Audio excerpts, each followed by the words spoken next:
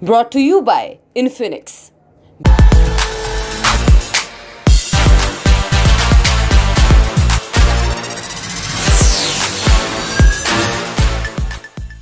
अगर आपने अब तक अपने पैन कार्ड को अपने आधार से लिंक नहीं कराया है तो जल्द से जल्द करा लें। पैन को आधार से लिंक कराने की आखिरी तारीख है 31 मार्च। इस तरह से आपके पास अब बहुत कम दिन बचे हुए हैं। अगर आप 31 मार्च तक अपना पैन आधार से लिंक नहीं कराएंगे तो आपका पैन कार्ड 1 अप्रैल 2023 से किसी काम के लायक नहीं रह जाएगा।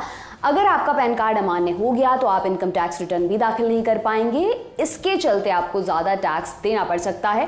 पैन अमान्य होने से नॉर्मल दर से ज़्यादा टीडीएस का भुगतान करना पड़ेगा। केंद्रीय प्रत्यक्ष कर बोर्ड यानी सीबीडीटी के नोटिफिकेशन के मुताबिक अगर कोई पैन कार्ड रखने वाला व्यक्ति से आधार से लिंक नहीं करता है तो उसके पैन को डीएक्टिवेट कर दिया जाएगा।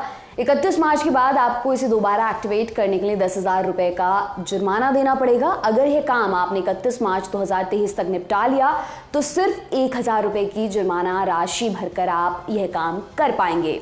इस तरह से देखा जाए तो तय अवधि में पैन को आधार से लिंक ना करने पर आपकी जेब पर 9,000 रुपए का बोझ पड़ेगा। ये तो हो गया एक नुकसान। दूसरा नुकसान ये भी होगा कि आप इनकम टैक्स रिटर्न फाइल नहीं कर पाएंगे। और क्या नहीं कर पाएंगे ये भी बताते हैं। सीबीडीटी के मुताबिक आईटीआर फाइल ना कर पाने की स्थिति में आपको मोटा टैक्स चुकाना पड़ सकता है। इसके अलावा भी कई काम हैं जो पैन को आधार से लिंक किए बिना नहीं होंगे। मसलन आप शेयर मार्केट और म्यूचुअल फंड 50,000 से ज़्यादा उनमें भी निवेश नहीं कर पाएंगे। कोई भी नया वाहन नहीं खरीद सकेंगे। आप अपनी गाड़ी का बीमा भी नहीं करवा पाएंगे। बचत बैंक खाते के अलावा कोई भी खाता, करंट अकाउंट वगैरह नहीं खोल पाएंगे।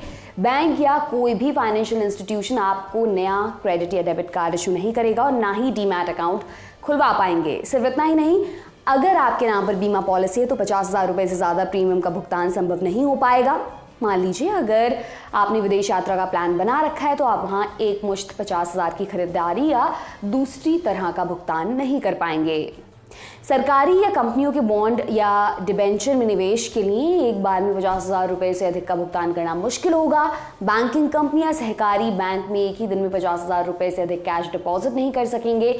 10 लाख रुपए से ज़्यादा की कोई भी ज़मीन जायदाद की खरीद बिक्री नहीं कर पाएंगे। 2 लाख रुपए से अधिक का सामान या सेवाओं की खरीद बिक्री में मुश्किल होगी। अब पैन कार्ड और आधार को लिंक कैसे करना है ये भी आपको बता देते हैं। सबसे पहले इनकम टैक्स की वेबसाइट www.incometax.gov.in पर जाएं।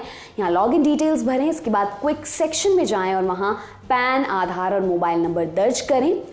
फिर वैलिडेट माय आधार के विकल्प को चुनें। सबसे अंत में रजिस्टर्ड मोबाइल पर ओटीपी आएगा जिसे भर दें। अंत में 1,000 रुपए के जुर्माने का भुगतान कर आप पैन को आधार से आसानी से लिंक कर सकते हैं।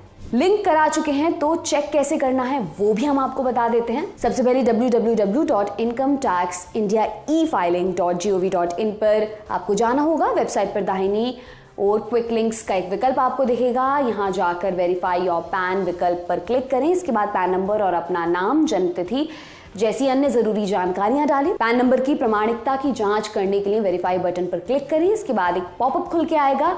फिर पैन आधार लिंक है या नहीं इसकी पूरी जानकारी आपको मिल जाएगी। आपके लिए तमाम जानकारी लेकर आए हैं हमारे साथी प्रदीप। मेरा नाम दिव्यांशी सुमराव है। देखते रहिए द लल्लन टॉप। शुक्रिया।